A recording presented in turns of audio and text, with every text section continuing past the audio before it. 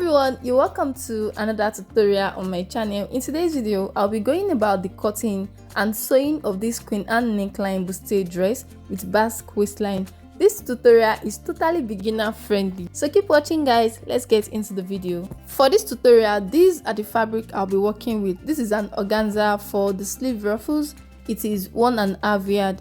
This is lining, it's a normal lining and it is 1 yard. This is a chantilly lace, it is also 1 yard. The main fabric is an African print and it is 4 yards. Now I'll be drafting my pattern on this pattern paper before transferring to my fabric, and the first thing I'll do is draw a straight line which will serve as the starting or the shoulder line, and from there I'll take my vertical measurement. The first is my bust point line, which is 9.5 inches, my under bust 13.5, my waistline 16 inches, and the full length 19.5 inches. Remember, this is a Basque waistline. There's going to be an extension from the waist, and yours could be longer, depends on how deep you want your Basque. Now let's label the line. This is the shoulder line, the bust line, the under bust line, the waistline, and the full length line.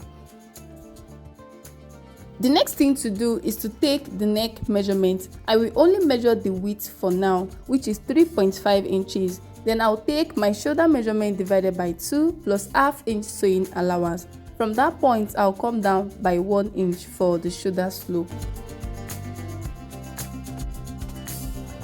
From that shoulder slope, I'll measure my armhole depth. To get your armhole depth, you divide your bust circumference by 6. Then you add 1.5 inches to the measurement. This is the chest line. You can also extend the line if you want. Now let's create the armhole curve. To do that, you divide your bust circumference by 4. Then on the armhole line, you get the midpoint. From that midpoint, go in by ½ inch. Then you connect the point to create your curve. Since we are working on a Queen Anne neckline, we need to determine the depth of the neckline. From the starting line, I'll come down by 7 inches. That is how deep I want mine. So go ahead and determine how deep you want yours. Next, I'll take my bust span measurement, which is my nipple to nipple measurement divided by 2. It is 3.5 inches. I'll measure the same thing on the remaining lines and connect the points into a straight line. At the shoulder, I'll divide what I have there into 2 equal halves. Then I'll connect the points back to the bust point line. Next thing to do is to measure my dart. My dart width is 1.5 inches, ½ inch towards the center and 1 inch towards the side. I'll measure the same thing on the waistline and the full length line, then connect the points into straight lines.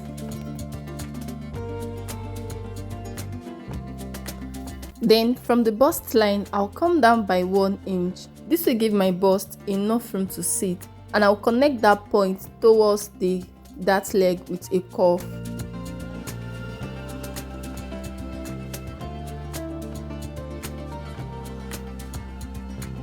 Now let's tighten the over bust. To do that, I will come to this upper chest line and I'll divide 1.5 inches into 2.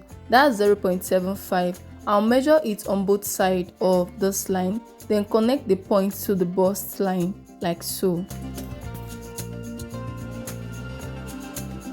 I will measure this dart leg, both the center and the side, to check if they are of the same length. The dart leg facing the side is 2.5 inches, while the one towards the center is 2¼ inch. I will add up the remaining inch. Now, in this case, the difference is not much, such that if I don't add it, it won't reflect. But in some cases, especially if you are working with some necklines like a U neckline, you have to check it so as to avoid shortage of fabric. Now from this upper chest line, I'll come down by ½ inch. This means that my total neck depth is 7.5 inches. But if you don't want yours to be as deep as this, go ahead and adjust the measurement. And if you want your curve to be as deep as the one at thumbnail, go ahead and measure how deep you want it. The next thing to do now is to take the round body measurement. I already measured my bust circumference. I will just replace this dart measurement. On the waistline, I'll measure my round waist divided by 4, then replace the 1.5 inches that measurement. For the sewing allowance, I'll be adding it when cutting on my fabric. For the Basque effect, I will extend the waistline towards the center of the full length line like so. The next thing to do is to create the Queen Anne yoke. From the armhole side of the upper chest line, I will go in by 2.5 inches, then connect the points to the neck width. But if you don't want your chest too wide, you can use 3 inches or just maintain this second dart leg. Now that we've created the yoke, the next thing to do is to measure the side dart. From the bust line, I'll come down by 1 inch, then connect the point back to the bust line. So guys, this is all for the drafting of this front pattern. I will cut it out now.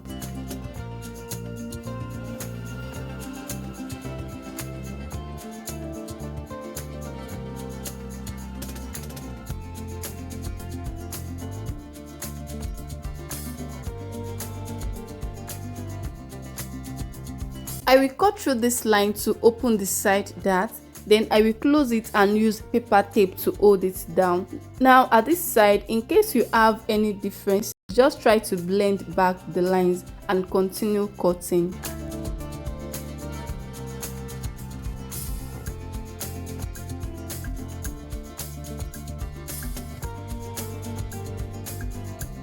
So guys, we have the center front, the side front and the yoke. The next thing to do is to draft the back pattern. For the back pattern, I already draft 1 inch zipper allowance plus the starting line. Now from the starting line, I will measure my waistline, which will be 1 inch shorter than the front waistline, and this is because of the side dart. So I measured 15 inches instead of 16 inches. Next, I'll take my neck measurement. The width is 3.5 inches and the depth is 1 inch. I will connect the points, then proceed to remeasure my shoulder slope and the armhole depth, just like I did the front pattern.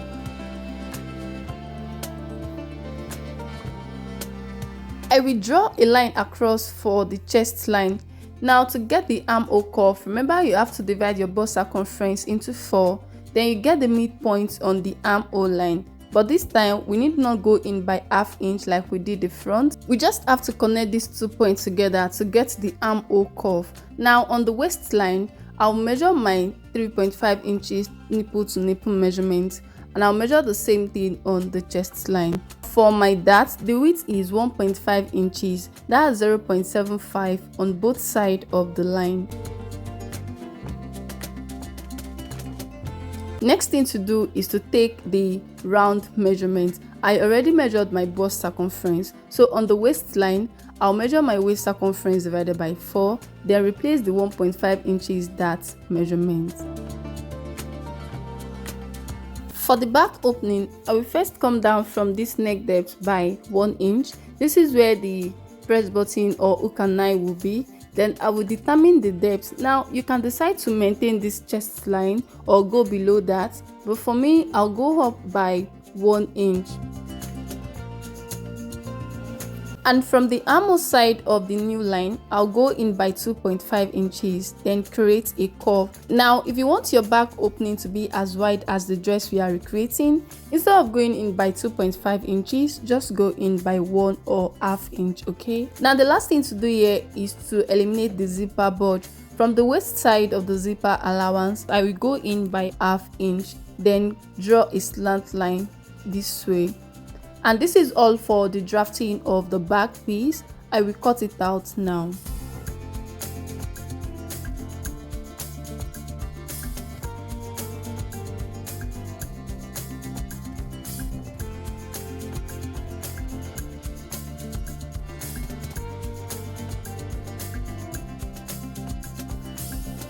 And this is what the back pattern looks like. The next thing to do is to transfer each of this pattern to my fabric. The center front pattern is on folded edge, while the remaining pattern are on fold of 2. I added 0.75 sewing allowance at the hem, this side, and ½ inch at the top. Then for the side front, I added ½ inch to the side here, 0.75 at the hem, 1.5 inches at the side, nothing at the armhole and ½ inch at the top. I will notch the underbust and proceed to cut the back pattern. No sewing allowance at the zipper allowance side, ½ inch at the hem, 1.5 inches at the side, nothing at the armhole, ½ inch at the shoulder, and ½ inch round the back opening as well as the neck. For the yoke, I folded the fabric into 4 as I'm using the same thing as the lining, and I added ½ inch sewing allowance round it apart from the armhole side. The next thing to do now is to cut out wording using the pattern paper. For the side front, I'll measure 3.5 inches for the wideness of my wording. Go ahead and determine how wide you want it to be. Then I'll create a curve this way. And then for the center front, I'll just cut through the underbust line. When cutting the wording, I will add extra ½ inch to the side.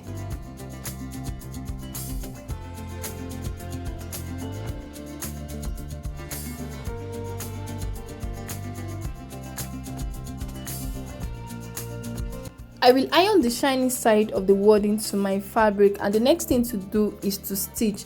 I'll place the right side of the side front on the right side of the center front this way, and this is how I will stitch it.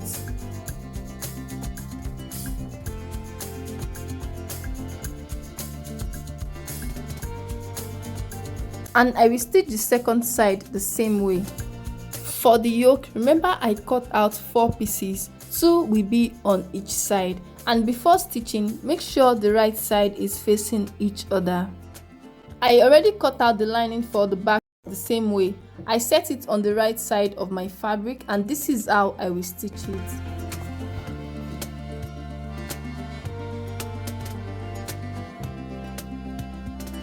I will go over to the sewing machine now to stitch, and I'll do the same thing to the second piece. This is what the front piece looks like after joining. I notched the seam, opened it up, and then I ironed it flat. I stitched the lining the same way, and this is what it looks like. After stitching the neck area of the yoke, I turn it to the right side, and this is what it looks like. After stitching the lining to the main fabric, I made sure to notch the corners, the neckline, before turning it right out. The next thing to do is to hold that. I will notch the dart on my fabric, then show us how I will stitch it.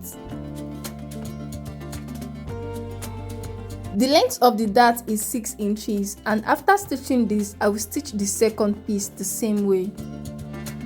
For the front piece, I will attach the yoke to the neckline. This is how it's going to be. I will only turn it over. But before then, I will place it on each other and trim a little from the armhole side. This is to avoid gaping. Then I will pin it to the neckline, making sure it aligns with the armhole, and this is what you should have. I will pin down the second one. Then I will use the lining to turn the neckline. You can see the right side of the lining is facing the right side of the main fabric. I will turn the neckline as well as the side. And this is what the front piece looks like after attaching the yoke and using lining to turn the neckline as well as the side. For the back, this is what I have after holding the dart, and this is what it looks like at the right side. The next thing to do is to join the shoulder. I'll place the back piece on the front piece right side facing, and I will use the lining to turn the shoulder this way.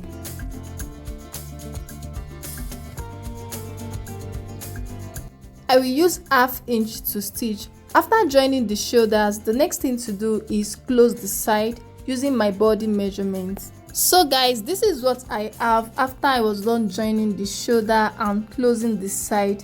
The next thing to do now is to work on the lower part. I will measure around this waistline to know the measurement to cut out for my gathers, and whatever you measure around your waistline, you should be able to cut out at least twice of it for your gathers. And if you want a very full gathers, you cut out ×3 or ×4 of your waist measurements. Okay, what I measured around my waistline is 30 inches, and for my gathers I cut out ×4 of it. This fabric is folded into 4. I already notched the center fold. I will notch the side fold as well. Then I'll go over to the sewing machine to run a loose stitch from the beginning of the fabric to the end of it. After running the loose stitch, the next thing to do is to pull on one thread to gather the fabric.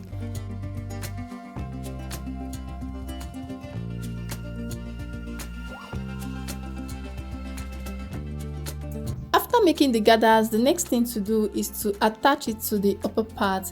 I will pin the center of the gathers to the center of the upper part, and I will do the same with the side.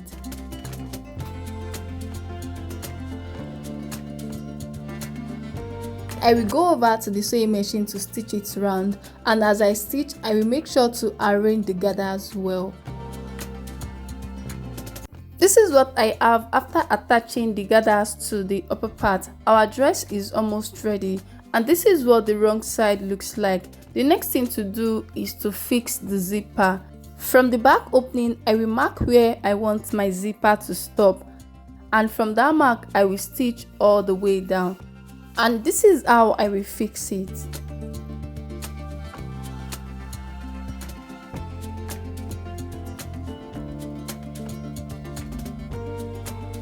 This is what my dress looks like after fixing the zipper. The next thing to do is to attach the sleeves.